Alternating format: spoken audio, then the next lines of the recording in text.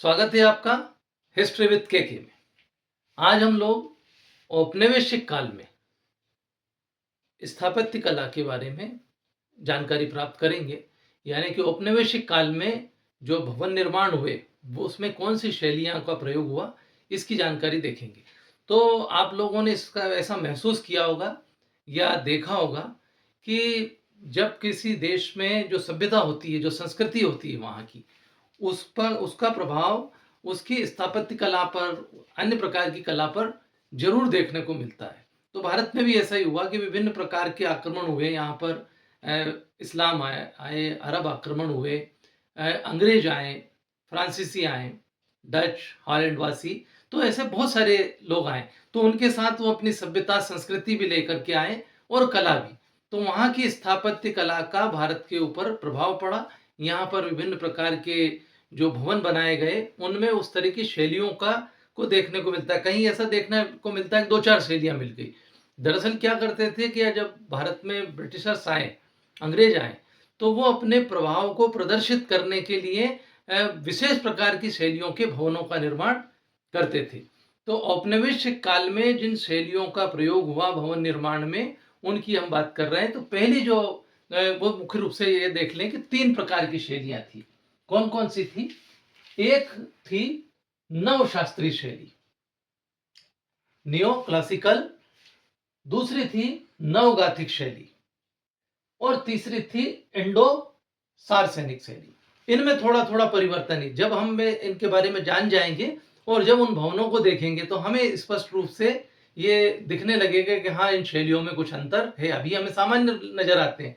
तो हम पहले यहाँ पर बात करेंगे नवशास्त्रीय शैली की, कि नवशास्त्रीय शैली क्या थी। ये नवशास्त्रीय जो शैली थी, इस पर रोम का प्रभाव नजर आता है। यानी कि उस समय जो भवन बनाए गए, वो उस पर रोम की शैली का प्रभाव नजर आता है। अब उसमें क्या विशेषता थी? तो उसमें एक तो सिंपलिसिटी थी, मतलब सहजता, सरलता थी। और जो पिलर थे, भवन थे, वो उनके आगे की ओर ऊंचे-ऊंचे बनाए जाते थे और एक ज्यामितिक रचना होती थी आगे की छत पर। तो इस तरह से वो सारे भवन बनाए गए।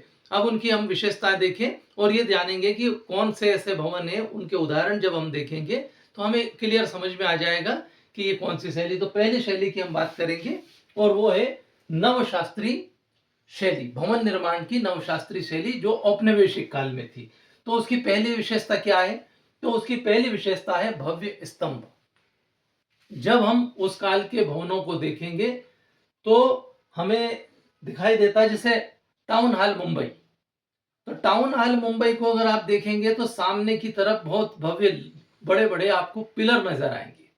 बिल्डिंग में सीढ़ियां हैं और सीढ़ियों के बाद में बहुत भव्य पिलर बड़े-बड़े नजर आएंगे और उसके बाद फिर पूरा भवन बना हुआ है।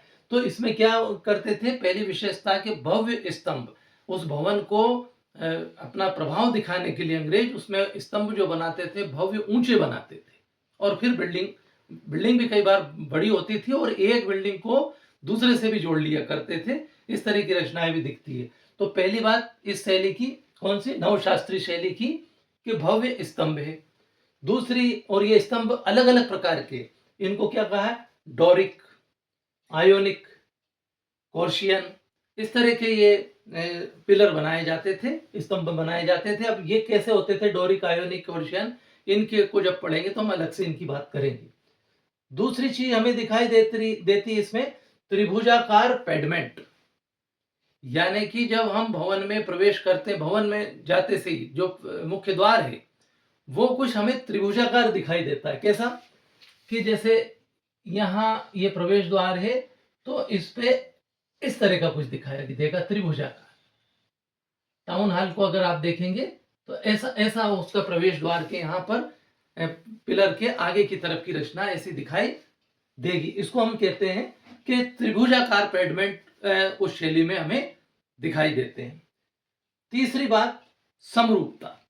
जो भवन बनाए गए उस समय, जो बिल्डिंग्स बनाई गई है, वो समरूप है।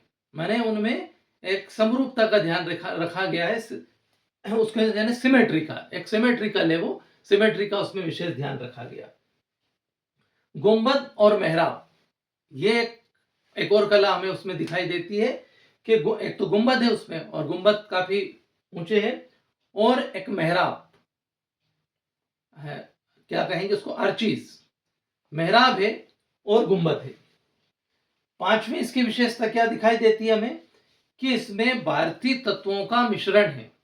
जो भवन बनाए गए वो चाहे रोम का प्रभाव हो इसमें, इस नव शास्त्रीय शैली में, लेकिन साथ ही साथ जो भवन बनाए गए उसमें भारतीय कला का प्रभाव, भारतीय तत्वों का प्रभाव भी हमें दिखाई देता है। तो ये 4-5 चीजें हैं जो काय की विशेषता है नव शास्त्रीय शैली की। एक तो भव्य स्तंभ है, त्रिभुजाकार पेडमेंट है, समरूपता है, गुंबद और मेहराब है, और इसमें भारतीय तत्वों का मिश्रण दिखाई देता है। अब ऐसे भवन कहाँ कहाँ दिखाई देते हैं हमें, अगर हम भारत में देखें तो उसके उदाहरण है टाउन हॉल मुंबई। आप टाउन हॉल मुंबई को अगर देखेंगे तो इस शैली का है, वो नवशास्त्रीय शैली का। दूसरा, यदि हम मध्य प्रदेश में जाएं तो मध्य प्रदेश में इंदौर शहर में लालबाग पैलेस, लालबाग पैलेस भी इसी शैली का है। तीसरा, हमें मेटकाफ हॉल कोलकाता का मेटकाफ हॉल भी इसी का उदाहरण है। एक और है चेन्नई का रिपन बिल्डिंग। रिपन बिल्डिंग जो है वो भी पूरी इसी शैली में बनाई गई, नवशास्त्रीय शैली में। उच्च न्यायालय बेंगलुरु का अगर उच्च न्यायालय देखेंगे उस समय का बना हुआ, तो वो भी नव शास्त्रीय शैली का ही बना हुआ दिखाई देता है। इसके अलावा हैजरू दुआरी पैलेस मुर्शिदाबाद का, वो भी इसी शैली का है। तो जब आप इन भवनों को देखें तो इसमें फोटो में भी मैंने डाले हैं, आप फोटो भी देखेंगे तो वहां पर आपको स्पष्ट रूप से ये सारी विशेषता उसमें नजर आएगी कि भव्य स्तंभ दिखेंगे आपको शुरू में ही, त्रिभुजाकार पेडमेंट उसमें सब में दिखाई देगा। ये हो सकता है कि बिल्डिंगें आपस में जुड़ी हुई भी हो, एक से दूसरी को जोड़ दिया गया हो। तो ये हमने आज नवशास्त्रीय शैली के बारे में पढ़ा। अब दूसरी जो शैली है वो उसके बारे में अपन जानेंगे, वो है नवगाथिक शैली।